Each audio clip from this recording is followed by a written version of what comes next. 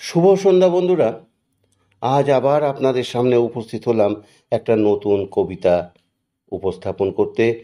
কবিতা ছন্নছাড়া, কবি অচিন্ত্য কুমার সেনগুপ্ত। গলির মোড়ে একটা গাছ দাঁড়িয়ে, গাছ না, গাছের প্রেতচ্ছায়া। আঁকা বাঁকা শুকনো কতগুলি কাঠির কঙ্কাল শূন্যের দিকে এলোমেলো তুলে দেওয়া, রুক্ষ রুষ্ট, রিক্ত জীর্ণ। লতা নেই, পাতা নেই, ছায়া নেই, ছাল বাকল নেই, নেই কোথাও এক আঁচড় সবুজের প্রতিশ্রুতি, এক বিন্দু সরসের সম্ভাবনা। ওই পথ দিয়ে জরুরি দরকারে যাচ্ছিলাম ট্যাক্সি করে। ড্রাইভার বললে, ওদিকে যাব না, দেখছেন না ছন্ন ছাড়া কটা বেকার ছোকরা রাস্তার মাঝখানে দাঁড়িয়ে আড্ডা দিচ্ছে। চোঙা প্যান্ট, চোখা জুতো, রোখা মেজাজ, ঠোকা কপাল। ওখান দিয়ে গেলেই গাড়ি থামিয়ে লিফট চাইবে, বলবে হাওয়া খাওয়ান। কারা ওরা? চেনেন না ওদের? ওরা এক নৈরাজ্যের, এক নৈরাজ্যের বাসিন্দে।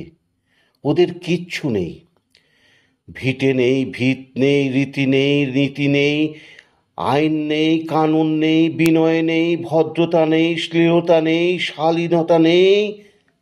ঘেঁষবেন না ওদের কাছে। কেন নেই? ওরা যে নেই রাজ্যের বাসিন্দে।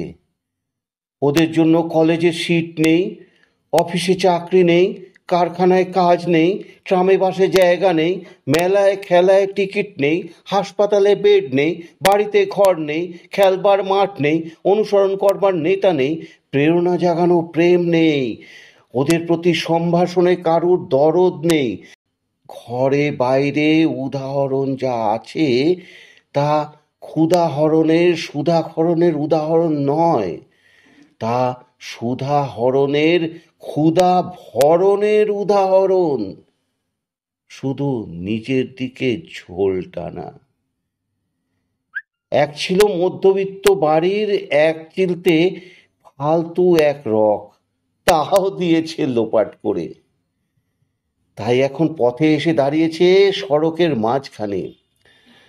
কোত্থেকে আসছে সেই অতীতের স্মৃতি নেই, কোথায় দাঁড়িয়ে আছে সেই বর্তমানের গতি নেই, কোথায় চলেছে নেই সেই ভবিষ্যতের ঠিকানা।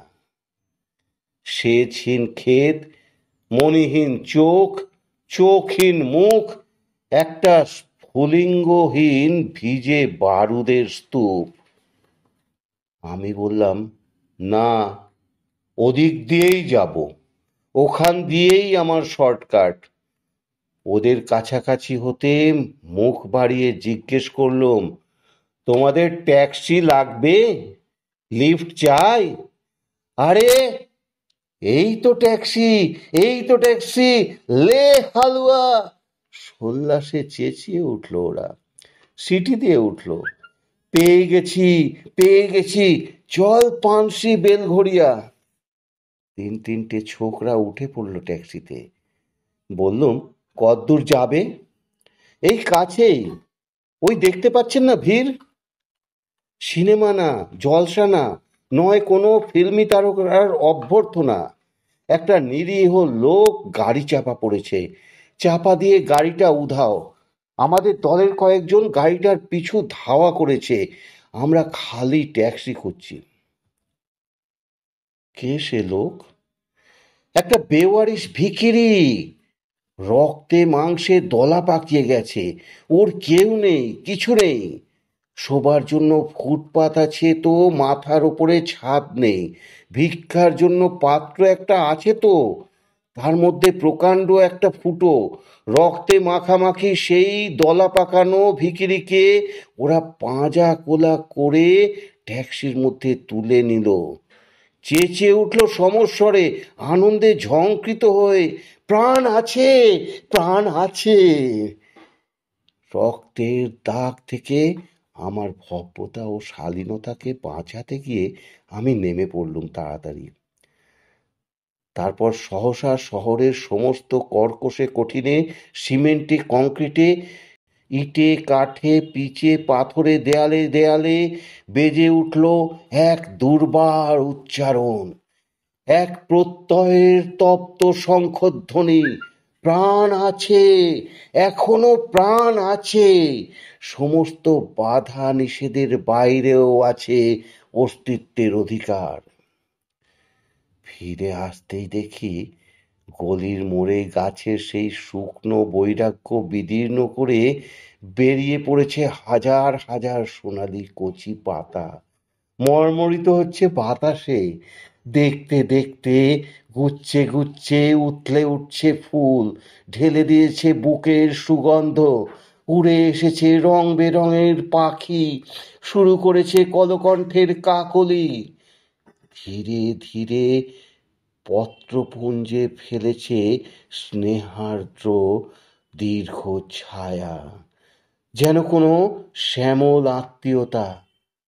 অবিশ্বাস্য চোখে চেয়ে দেখলুম কঠোরের প্রচ্ছন্নে মাধুর্যের বিস্তীর্ণ আয়োজন। প্রাণ আছে, প্রাণ আছে, শুধু প্রাণই আশ্চর্য সম্পদ। এক ক্ষয়হীন আশা, এক মৃত্যুহীন মর্যাদা। ধন্যবাদ বন্ধুরা।